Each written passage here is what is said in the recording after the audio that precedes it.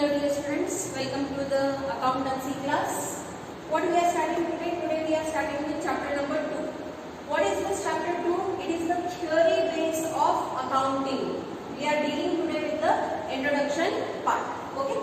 So now see here in your first chapter, what you have learned basically, you have learned that what is accounting, what is the history of accounting, where did this accounting come from, who is the father of accounting, how and what is the importance of accounting. Then you have learned the basic terms in accounting. Okay. So ಇವತ್ತಿನ ಈ ಕ್ಲಾಸ್ದಿಂದ ನೀವು ಏನು ಕಲಿಯೋದಿದೆ ನೋಡ್ರಿ, that theory base ಏನಿದೆ, what is the theory of accounting. Now let me remind you that accountancy is based on double entry system. Okay, accounting ಅಂದ್ರೂ ನಾವು ಪ್ರಾಚೀನ ಕಾಲದಿಂದ ಐತಿ ಅಂತ ಯಾವಾಗಿಂದ ಹೇಳಿಕತ್ತೀವಿ. ಓಕೆ, ಬಟ್ ಏನ್ ಮಾಡರ್ನ್ ಅಕೌಂಟಿಂಗ್ ಐತಿ, ಯಾವ್ದು ನಾವು ಇವತ್ತಿನ ಕಾಲದಲ್ಲಿ ಉಪಯೋಗ ಮಾಡಾಕತ್ತೀವಿ, ಅದು ಎದರ ಮೇಲೆ ಆಧಾರಿತ ಐತಿ, ಡಬಲ್ ಎಂಟ್ರಿ ಸಿಸ್ಟಮ್ ಅದ ಆಧಾರ ಮೇಲೆ ಐತಿ. ಸೊ ನಾವು ಇವತ್ತಿನ ಏನ್ ಕಲಿಯೋರದೀವಿ, that what is the base of that accounting. Okay, ಯಾವ ಅದರ ಆಧಾರ ಏನೈತಿ, ಡಬಲ್ ಎಂಟ್ರಿ ಸಿಸ್ಟಮ್. ಬಟ್ ಆ ಡಬಲ್ ಎಂಟ್ರಿ ಸಿಸ್ಟಮ್ ದಲ್ಲಿನೂ ಬಹಳಷ್ಟು ನಿಯಮಗಳು ಅದಾವು, ಬಹಳಷ್ಟು ಕಾನೂನುಗಳು ಅದಾವು. ಓಕೆ, ಬಹಳಷ್ಟು ಪಾಸ್ಟುಲೇಟ್ಸ್ ಮತ್ತು ಕನ್ವೆನ್ಷನ್ಸ್ ಅದಾವು. ಈಗ ಇದರ ಅವಶ್ಯಕತೆ ಎದಕ್ ಬೇಕಪ್ಪ ಮೊದಲು ಅದನ್ನು ನೋಡೋದು. ಓಕೆ, ಸೊ ನಮಗೇನು ಗೊತ್ತೈತಿ, that accounting records are used by various stake holders. ಬಹಳಷ್ಟು ಸ್ಟೇಕ್ ಹೋಲ್ಡರ್ಸ್ ಏನ್ ಮಾಡ್ತಾರೆ ನೋಡ್ರಿ, ಅಕೌಂಟಿಂಗ್ ಇನ್ಫಾರ್ಮೇಶನ್ ದಲ್ಲಿ ಇಂಟ್ರೆಸ್ಟೆಡ್ ಇರ್ತಾರೆ. ಅವ್ರಿಗೆ ನಾವು internal users or external users ಅಂತ ಕರೀತೀವಿ. ಇಂಟರ್ನಲ್ ಯೂಸರ್ಸ್ ನಲ್ಲಿ ಮ್ಯಾನೇಜರ್ ಇರ್ತಾರು, ಎಂಪ್ಲಾಯೀಸ್ ಇರ್ತಾರು. ಓಕೆ, ಅವ್ರಿಗೆಲ್ಲರಿಗೂ ಇಂಟ್ರೆಸ್ಟ್ ಇರ್ತೈತಿ that how the business is performing. Similarly external users ನಲ್ಲಿ ಗವರ್ಮೆಂಟ್ ಐತಿ, ಬ್ಯಾಂಕ್ ಐತಿ, ಇನ್ವೆಸ್ಟರ್ಸ್ ಅದಾರು, ಕ್ರೆಡಿಟರ್ಸ್ ಅದಾರು. They all are interested in knowing the financial position and creditability of the business. ಹಾಗಾಗಿ ಈ ಏನ್ ಅಕೌಂಟಿಂಗ್ ರೆಕಾರ್ಡ್ಸ್ ನೀವು ತಯಾರು ಮಾಡಾಕತ್ತೀವಿ, ಇದರಲ್ಲಿ ಒಂದು ಶಿಸ್ತ್ ಇರುವುದು ಬಹಳ ಮಹತ್ವದ ಐತಿ. ತಿಳ್ಕೊರಿ, ನಾ ಏನ್ ಶಬ್ದ ಉಪಯೋಗ ಮಾಡಾಕತ್ತೀನಿ, ಶಿಸ್ತ್. a kind of discipline is required in this kind of accounts. Why it is required? ನೋಡ್ರಿ, ಎಷ್ಟೊಂದು ವ್ಯಾಪಾರಿಗಳು ಇರ್ತಾವೆ. ಎಲ್ಲರೂ ಅವ್ರವ್ರ ಬುದ್ಧಿ ಪ್ರಕಾರ, ಅವ್ರವ್ರ ಕ್ಷಮತೆ ಪ್ರಕಾರ, ಅವ್ರವ್ರ ಜ್ಞಾನ ಪ್ರಕಾರ ಬರೆಯಕ್ ಚಾಲು ಮಾಡಿಬಿಟ್ರ ಅಂದ್ರ ನಮಗ ಕಂಪೇರ್ ಮಾಡ್ಲಿಕ್ಕೆ ಈಸಿ ಆಗಂಗಿಲ್ಲ. Remember, what is the characteristics of any accounting information? It should be easily relevant, reliable, understandable and comparable. ಇವು ನಾಲ್ಕು ಏನು ಶಬ್ದಗಳು ಅದಾವು, ಅದು ಪ್ರತಿ ಒಂದು ಅಕೌಂಟಿಂಗ್ ಫರ್ಮ್ ದಲ್ಲಿ ಅಪ್ಲೈ ಆಗಬೇಕು. ಅಂದಾಗ ನಾವು ಏನು ಅಕೌಂಟಿಂಗ್ ರೆಕಾರ್ಡ್ಸ್ ತಯಾರು ಮಾಡಕತ್ತಾರೋ ಅವು ರೆಲೆವೆಂಟ್ ಇರ್ತಾವ. ಜಸ್ಟ್ ವಿಚಾರ ಮಾಡಿ ನೋಡ್ರಿ, ಒಬ್ಬ ಚಾರ್ಟರ್ಡ್ ಅಕೌಂಟೆಂಟ್ ಅಕೌಂಟ್ಸ್ ಆಡಿಟ್ ಮಾಡಬೇಕಾದ್ರ ಪ್ರತಿಯೊಬ್ರು ಏನೇನು ಎಷ್ಟು ಫರ್ಮ್ ಅದಾರು, ಅದು ಸೋಲ್ ಟ್ರೇಡಿಂಗ್ ಫರ್ಮ್ ಇರಲಿ, ಪಾರ್ಟ್ನರ್ಶಿಪ್ ಫರ್ಮ್ ಇರಲಿ ಅಥವಾ ಜಾಯಿಂಟ್ ಸ್ಟಾಕ್ ಕಂಪನಿ ಇರಲಿ, ಅವ್ರ ಮರ್ಜಿ ಪ್ರಕಾರ ಬರೆಯಕತ್ತಾರ accounts. Will it be possible for that chartered accountant to understand and check those books of accounts? No. Will it be easier for the government to charge the tax? No. Will it be easier for the bank to provide the loan? No. Will it be easier for the investors to invest the money into any such kind of firm? Of course not. So ಹಾಗಾಗಿ ಏನೇನು accounts ಎಲ್ಲಾ ಕಡೆ ತಯಾರು ಆಗಕತ್ತಾವ ಅವು ಎಲ್ಲ ಹೆಂಗಿರ್ಬೇಕು, same ಇರಬೇಕು. ಈಗ ನೀವು ಇಲ್ಲಿ 150 students PUC first year admission ತಗೊಂಡಿರಿ. ಓಕೆ, ಸೊ ಇಲ್ಲಿ ಯಾವಾಗ ನಾನು ನಿಮಗೆ ಅಕೌಂಟೆನ್ಸಿ ಕಲಿಸ್ತೀನಿ, ಪ್ರತಿಯೊಬ್ಬರಿಗೆ ಬೇರೆ ಬೇರೆ ಕಲಿಸ್ತೀನಿ, ಒಂದೇ ಕಲಿಸ್ತೀನಿ, ಒಂದೇ ಪ್ರಕಾರ ಕಲಿಸ್ತೀನಿ. ಯಾಕಂದ್ರೆ ಉದ್ದೇಶನ ಏನೈತಿ, that everybody should learn the same ditto accountancy principles, rules, and then they should apply it into their businesses or whatever jobs they are doing. Then only whatever data, accounting data they are generating, they will be relevant, they will be reliable, they will be understandable and they will be comparable. Otherwise that data will have no meaning.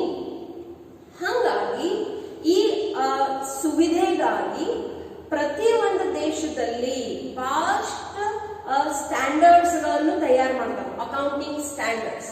ನಮ್ಮ ಭಾರತ ದೇಶದಲ್ಲಿ accounting standards ಯಾರು ತಯಾರು ಮಾಡ್ತಾರೆ ನೋಡ್ರಿ, the institute of chartered accountants of India, that is ICAI. ಇವ್ರು ಏನ್ ತಯಾರು ಮಾಡ್ತಾರೆ ನೋಡ್ರಿ, ಅಕೌಂಟಿಂಗ್ ಸ್ಟ್ಯಾಂಡರ್ಡ್ಸ್ ಅನ್ನು ತಯಾರು ಮಾಡ್ತಾರೆ. ಈ ಅಕೌಂಟಿಂಗ್ ಸ್ಟ್ಯಾಂಡರ್ಡ್ಸ್ ಅಂದ್ರೆ ಏನ್ ನೋಡ್ರಿ, ಥಿಯರಿ ಬೇಸ್ ಆಫ್ ಅಕೌಂಟಿಂಗ್. ಇದರ ಆಧಾರ ಮೇಲಿನ ಇಡೀ ಭಾರತ ದೇಶದಲ್ಲಿ ಯಾವ ಬೇಕಾದ ವ್ಯಾಪಾರಿ ಇರಲಿ, ಇವ್ರು ಕೊಟ್ಟಿರುವಂತ ಏನ್ ನಿಯಮ ಕಾನೂನು ಕಾಯ್ದೆಗಳು ಇರ್ತಾವ ಅದ್ರ ತಕ್ಕಂಗನ ಅವ್ರು ಏನ್ ಮಾಡಬೇಕು, ಅವ್ರ ಅಕೌಂಟ್ಸ್ ಬುಕ್ಸ್ ಗಳನ್ನು ತಯಾರು ಮಾಡಬೇಕು. ಅದಕ್ಕಾಗಿನ ನೋಡ್ರಿ, ನಿಮಗೆ ಚಾರ್ಟರ್ಡ್ ಅಕೌಂಟೆಂಟ್ ಆಗುದಿತ್ತಂದ್ರೆ ನೀವು ಎಲ್ಲಿ ಅಡ್ಮಿಷನ್ ಮಾಡಿಸ್ಕೋತೀರಿ, ಇಲ್ಲೇ ICAI ದಲ್ಲಿ. When you become a chartered accountant, ultimately you are eligible to check the books of accounts of various firm holders. Okay, so now ಈ ಪಾಠದಲ್ಲಿ ಏನ್ ಕಲಿಯೋರದೀವಿ, ಈ ಥಿಯರಿ ಬೇಸ್ ಏನಿದೆ. Okay, so first let us understand why and then we will understand how. Correct? So introduction. ಇಲ್ಲಿ ಬರೆದಿರುವಂತ ಪ್ರತಿ ಒಂದು ಶಬ್ದ ನೀವು ನಿಮ್ಮ ನೋಟ್ಸ್ ಬುಕ್ ದಲ್ಲಿ ಬರೆದು ಬೈ ಹಾರ್ಟ್ ಮಾಡಲೇಬೇಕು. ಓಕೆ, ಸೊ ಏನ್ ಹೇಳ್ತಾರೆ ನೋಡಿ, the importance of accounting theory need not be over emphasised as no discipline can develop without sound theoretical base. ಯಾವುದೇ ವಿಷಯ ಇರಲಿ, ಯಾವುದೇ ಎನಿ ಸಬ್ಜೆಕ್ಟ್, ಅದು ಥಿಯರಿ ಇರ್ಲಾರ್ದು ನೀವು ಕಲಿಯಕ್ ಆಗಂಗಿಲ್ಲ. ನೋಡ್ರಿ, ಈಗಿನ ಜನರೇಷನ್ ಅಲ್ಲಿ ಈಗಿನ ಹುಡುಗರಿಗೆ ಅಕೌಂಟೆನ್ಸಿದಾಗ 100/100 ಮಾಡೋದೇ, ಬಟ್ ಅವ್ರು ಥಿಯರಿ ಕಂಪ್ಲೀಟ್ಲಿ ನೆಗ್ಲೆಕ್ಟ್ ಮಾಡ್ತಾರೆ, ಎಕ್ಸಾಮ್ ಬಂದಾಗ ಓದ್ತಾರೆ. ಹಂಗ್ ಮಾಡಿದ್ರೆ ನಿಮಗೆ 100/100 ಸಿಗಂಗಿಲ್ಲ. ಮೊದಲನೇದು ಇದು marks point of view. Second, knowledge point of ವ್ಯೂದಿಂದ ನೀವು ಏನ್ ತಿಳ್ಕೋಬೇಕು, ಮೊದಲು ಥಿಯರಿ ಬರ್ಬೇಕು, ಆಮೇಲೆ ಪ್ರಾಕ್ಟಿಕಲ್ ಸಮ್ಸ್ ಬರ್ತಾವ. Okay, so theory is very very much important. ಅದಕ್ಕೆ ಹೇಳ್ತಾರೆ ನೋಡ್ರಿ, ಎನಿ ಡಿಸಿಪ್ಲಿನ್ ಅಂದ್ರೆ ಏನು, ಶಿಸ್ತಲ್ಲ, any subject. Okay, any subject can not develop without the theoretical base. Theory base ಇರ್ಲಾರ್ದ ಯಾವುದೋ ವಿಷಯ ಬೆಳೆಯಲಿಕ್ಕೆ ಸಾಧ್ಯತೆ ಇಲ್ಲೇ ಇಲ್ಲ. ಹಾಗಾಗಿ ನೀವು ಅದನ್ನ ಬಹಳ ಶಿಸ್ತತೆಯಿಂದ ಕಲಿಬೇಕು. Okay, theory base of accounting. ಈಗ ಅಕೌಂಟಿಂಗ್ ಅನ್ನು ಥಿಯರಿ ಬೇಸ್ ದಾಗ ಏನೇನೆ ಅದನ್ನ ನೋಡೋಣ. It consist of principles. Okay, so ನಿಯಮಗಳು ಅದಾವು, ಕಾನ್ಸೆಪ್ಟ್ಸ್ ಅದಾವು, ರೂಲ್ಸ್ ಅದಾವು, ಗೈಡ್ಲೈನ್ಸ್ ಅದಾವು, which are developed over a period of time. ನೋಡ್ರಿ, ಲುಕಾ ಪ್ಯಾಸಿಯೋಲಿ ನಮಗೆ ಡಬಲ್ ಎಂಟ್ರಿ ಸಿಸ್ಟಮ್ ಯಾವಾಗ ಕೊಟ್ಟು ಹೋದ್ರು, 1494 ದಲ್ಲಿನ. ಈಗ ಯಾವ ವರ್ಷ ನಡೆಯಕತ್ತೈತಿ, 2020 ನಡೆಯಕತ್ತೈತಿ. ಓಕೆ, ಸೊ ಹೆಂಗೆ ಸಮಯ ಬದಲಾವಣೆ ಆಗ್ತೈತಿ, ultimately changes are mandatory, changes are constant. So ಸಮಯದ ಅಂತರದಲ್ಲಿ ಹೆಂಗೆ ಅನುಭವಗಳು ಆಗ್ತಾವು, ಅದರ ತಕ್ಕಂಗೆ ಏನ್ ಮಾಡ್ತಾರೆ ನೋಡ್ರಿ, ಹೊಸ ನಿಯಮ ಬರ್ತಾವು, ಕಾನ್ಸೆಪ್ಟ್ಸ್ ಬರ್ತಾವು. GST ಬಂದ್ ನೋಡ್ರಿ 2-3 ವರ್ಷ ಬಂದು. Okay, so principles, concepts, rules and guidelines developed over a period of time to bring, why we bring these principles, to bring uniformity. Uniformity ಅಂದ್ರೆ ಏನು, ಸಮಾನತೆ. ಎಲ್ಲರೂ ಏನೇನು ಬುಕ್ಸ್ ಗಳನ್ನು ಬರೆಯಕತ್ತಾರೋ ಸೇಮ್ ಅನೇ ಇರಬೇಕು. ನೀವು ಚೆನ್ನೈದವ್ರ ಪುಸ್ತಕ ತೆಗೆದು ನೋಡ್ರಿ, ಬುಕ್ಸ್ ಆಫ್ ಅಕೌಂಟ್ಸ್, ಅಂಡ್ ಕಾಶ್ಮೀರದವ್ರ ಬುಕ್ಸ್ ಆಫ್ ಅಕೌಂಟ್ಸ್ ತೆಗೆದ್ರೆ it has to be same only. Okay, West ಬೆಂಗಾಲ್ದವ್ರ ಪುಸ್ತಕಗಳನ್ನು ತೆಗೀರಿ, ಮಹಾರಾಷ್ಟ್ರದವ್ರ ಪುಸ್ತಕಗಳನ್ನು ತೆಗೀರಿ, books of accounts, it has to be same. So throughout India, when same rules, same principles, same concepts, same guidelines are followed, then only it will be uniform. Okay, ಇಡೀ ದೇಶಕ್ಕೆ government ಒಂದೇ ಇರ್ತೈತಿ. Okay, they take one uniform tax only. So then the books of account also should be same, uniform only. The transactions will be different, businesses will be different, but ultimately the way of writing should be same. Okay, uniformity and consistency. Consistency ಅಂದ್ರೆ ಏನು, ಈ ವರ್ಷ ಒಂದು ಬೇರೆ ಬರೆದ್ರು ಮತ್ತೊಂದು ವರ್ಷ ಬೇರೆದನ್ನೇ ಏನಾರೆ ಬರೆದ್ರು, ಹಂಗ ನಡೆಯಂಗಿಲ್ಲ. ಕನ್ಸಿಸ್ಟೆನ್ಸಿ ಅಂದ್ರೆ ಏನು, throughout the years, in the same way, in the same manner the books of accounts are prepared. Okay, consistency to the process of accounting and enhance its utility.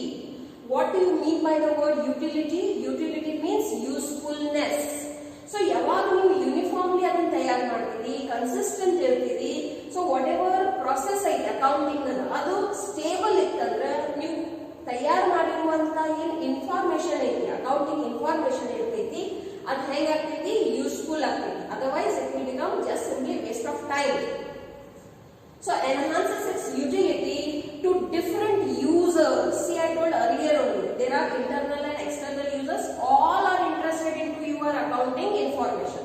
and that is why it is important that there should be a one simple method which is adopted throughout the countries to make the accounting process simpler. Okay, सरल ಮಾಡಲಿಕ್ಕೆ ಕಾನೂನು ಕಾಯ್ದೆ ಏನಿರ್ತಾವು ಅಗತ್ಯ ಇರ್ತಾವು.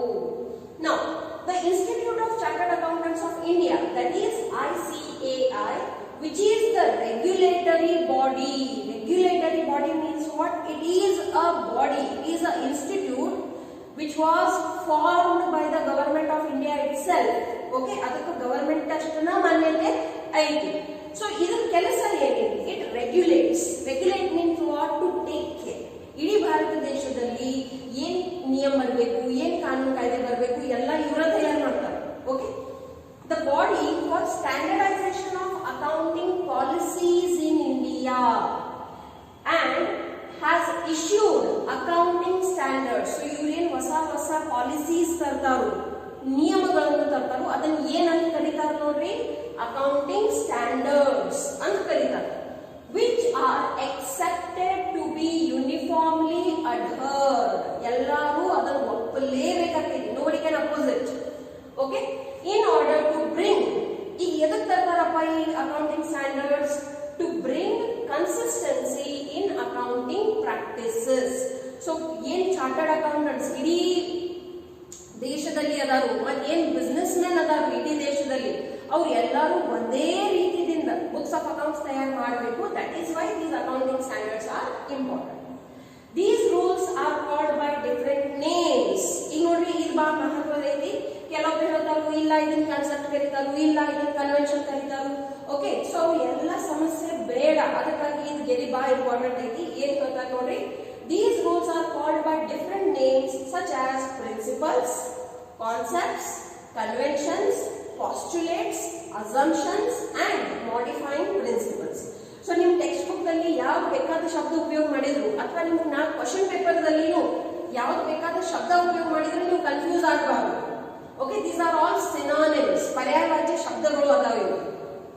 Principles can also be called as concepts. Concepts can also be called as conventions. Conventions can also be called as postulates. Postulates can be called as assumptions. Okay, ಒಟ್ಟಾಗಿ ಎಲ್ಲಾರ್ದು ಅರ್ಥ ಒಂದೇ ಇದೆ.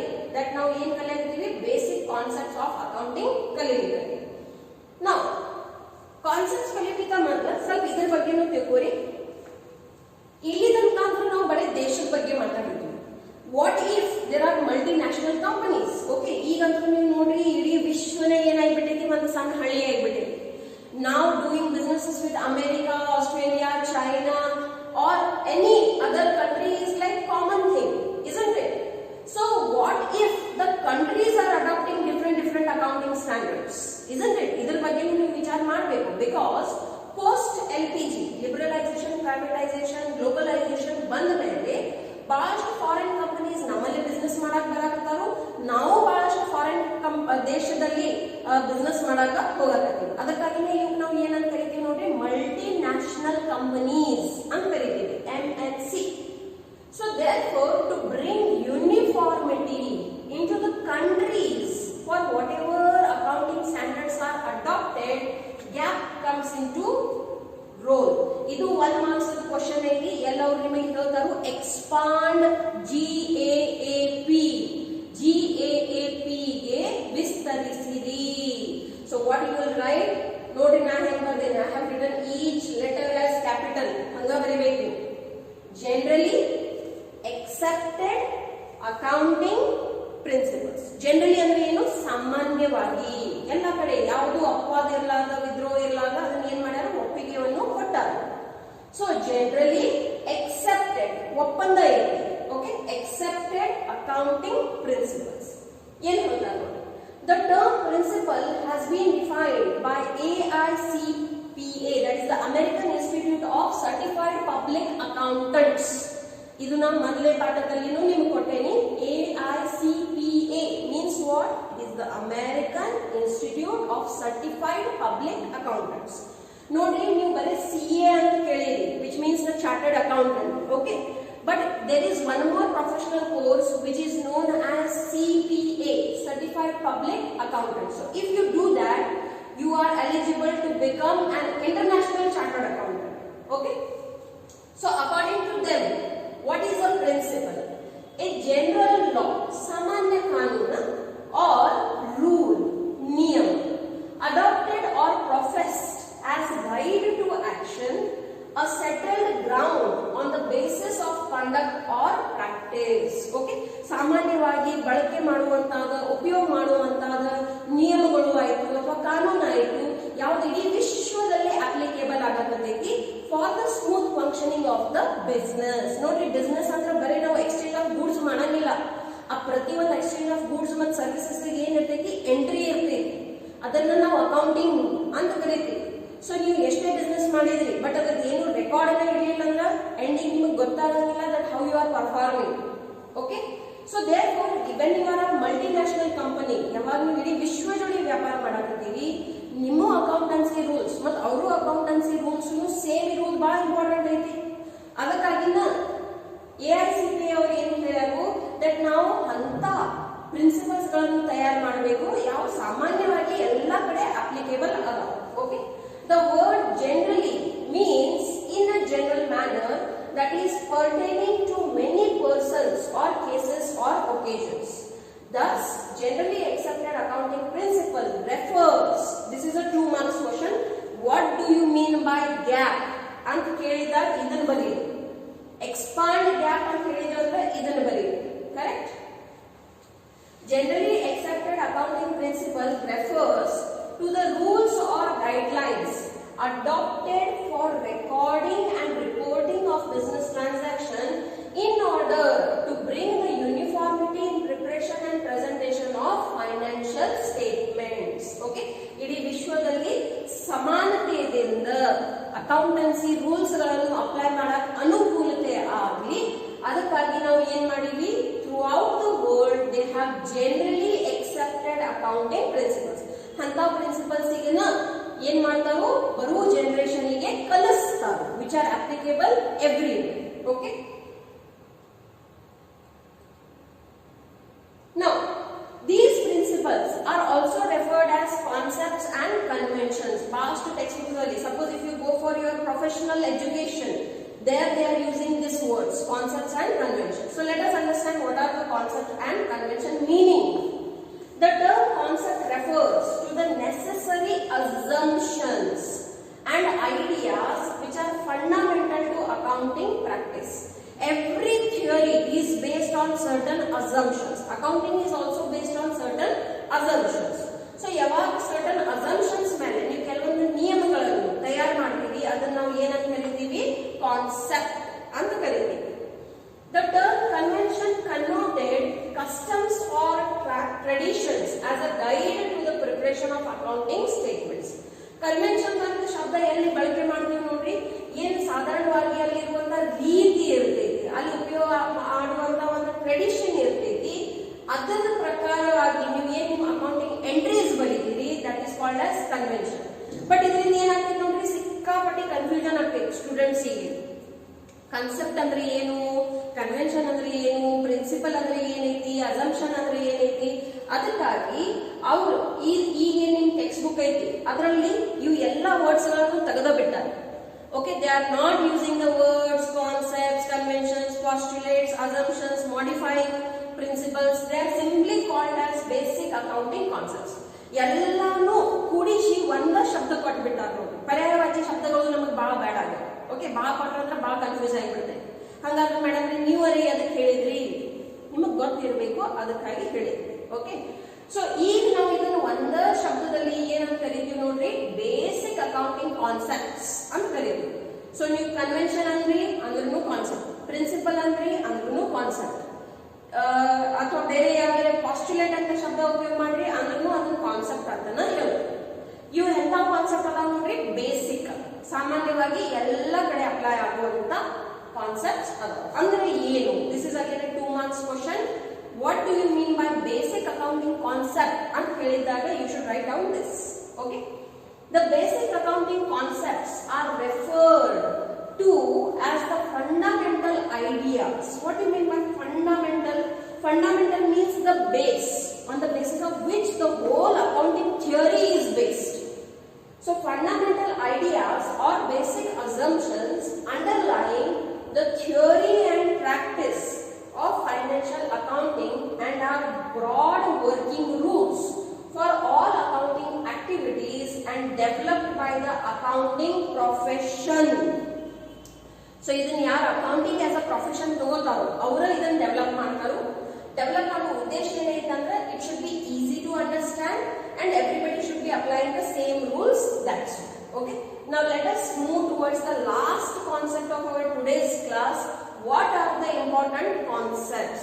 These are very, very, very important. Chapter number 1 and chapter number 2. ನಿಮಗೆ ಇದ್ದಿದ್ದಾಗಿ ಎಪ್ಸಿದ್ರು ನಿಮಗೆ ನೋಡ್ಲಾಕ ಹೇಳಕ್ ಬರುವಂಗ ನೀವು ತಯಾರಿ ಮಾಡ್ಕೋಬೇಕು. ಅಂದಾಗಲ್ಲ ಬೆಸ್ಟ್ ಅಕೌಂಟೆಂಟ್ ಆಗ್ತೀವಿ. So see here, what are the important concepts?